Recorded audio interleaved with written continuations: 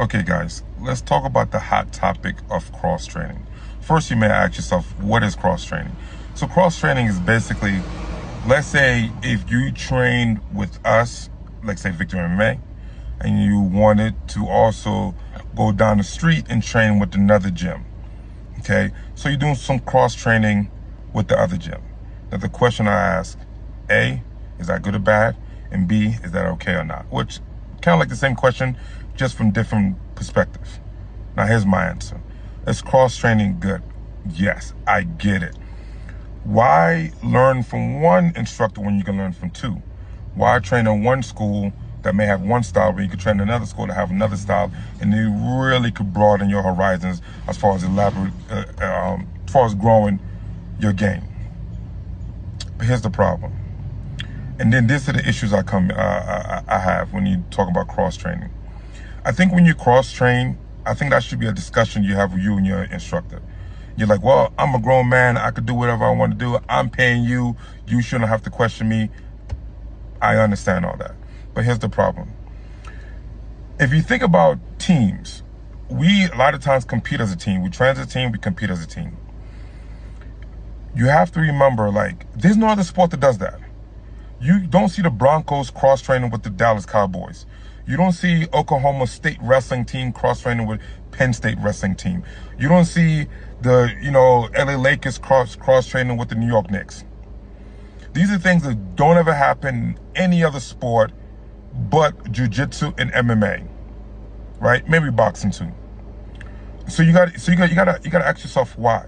It's very difficult for you to be a part of a team, right? And I'm not talking about the hobbyists. The hobbyists are people like come in, they train, they leave.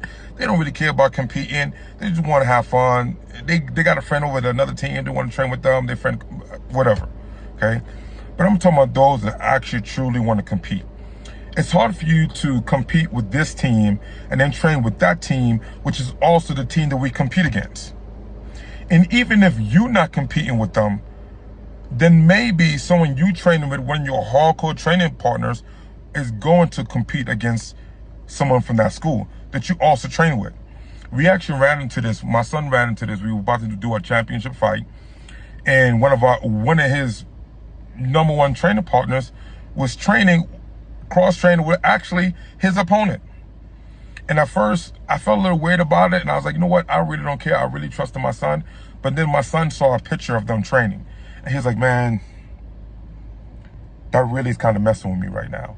Like, this is a guy that comes up, trains with me, spars with me, he knows me, and then he's also going out there training with my opponent. And I'm not saying he's pillow talking, because we actually believe the guy's a good guy. We actually really like that guy. But the optics look bad. And even if you're not pillow talking, you still down there helping that guy to get better. So when he compete against me, he's a better athlete. And I'm like, you my dog. I don't see how this is okay. So we actually ended up telling the guy that he couldn't cross train us. He couldn't cross train with us until after the fight. After the fight happened, we back to cross training with him. But it was weird, right? And this is the issue that comes in when you just jumping from gym to gym and you cross training with everybody. And I'm like, okay, you so-called supposed to be with us. You training with us. I'm giving you all my information, all my energy, the sparring, the rounds, all that stuff. And then I see you down the street training with a team that we're going to be competing against. It's a hard thing to see. It's a hard thing to swallow. And although it may be helping you, but collectively speaking, it's hurting us. Because you're taking all the stuff that we doing, all the stuff that we training on, and taking it down the street and using it, showing them, practicing with them, drilling with them, whatever the case may be, and helping them get better. And then when we look across the mat, I'm like, yo, that guy knows some of our tricks. Truth is, in fighting, there's no real tricks, but like styles. Like they know a little bit about us from the inside, which is tough. So, cross training. I think if you're going to cross train with someone, I think that's the conversation you should have with your instructor, and be like, okay, because some teams we don't come across a lot. Some teams that we don't train, we don't compete against. Some teams are sister schools. Sometimes you go not just really down the street, but like cross city lines and maybe even state lines. None of that really hurt us. But I do think if you're literally going down the street, you should have that conversation, especially when this happens. It's another little piece. Okay, you cross-training. But guess what? You cross-training with another team that's training at the same time that we train. So instead of coming to our practice, you're going to their practice. That's... If you don't understand how that looks, how that feels, then it's very hard for me to explain. Because I come to the gym, I'm like, okay, where's John Doe? Oh, well, I heard John Doe is going to such and such academy today. Damn, I really needed him today. We was gonna do some drills. I got some thoughts to help him with his game. Now one of his favorite training partners don't have him to train.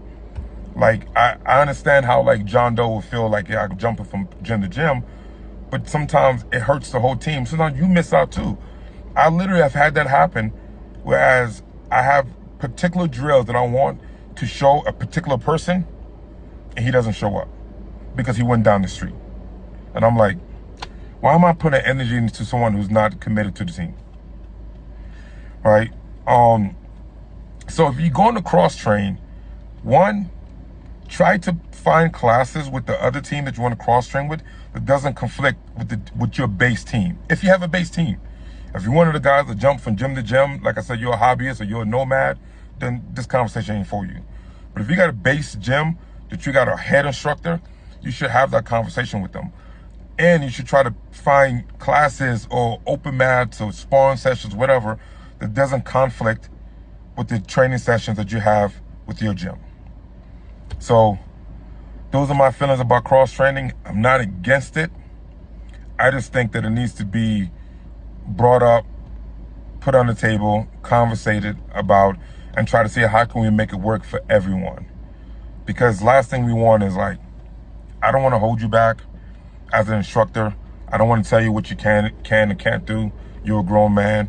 But if you ask me to be your head instructor, to be your head coach, then I think that's the minimum you could give me is a conversation. And if you want to be a part of this team, you want us to put energy into you, then I think you should think about all the factors besides, hey, you sound insecure by not letting me go down the street, like some of the stuff I've been reading by other people having this conversation. I'm like, it's not insecurity, it's respect, it's commitment. It's like, are you with us or not? Once again, I grew up, team sports, wrestling team. We didn't jump and train with other teams. A lot of times, if we did do some cross training, we did it as a team. Like for instance, their team will come up and train with us. We do it collectively, not just one person just bouncing around and don't really care about the team. You don't care about the team. Why should the team care about you? So just something to think about. That's my opinion. Tell me what you think, if you agree or disagree. I know a lot of people are going to disagree with this, but that's just how I feel.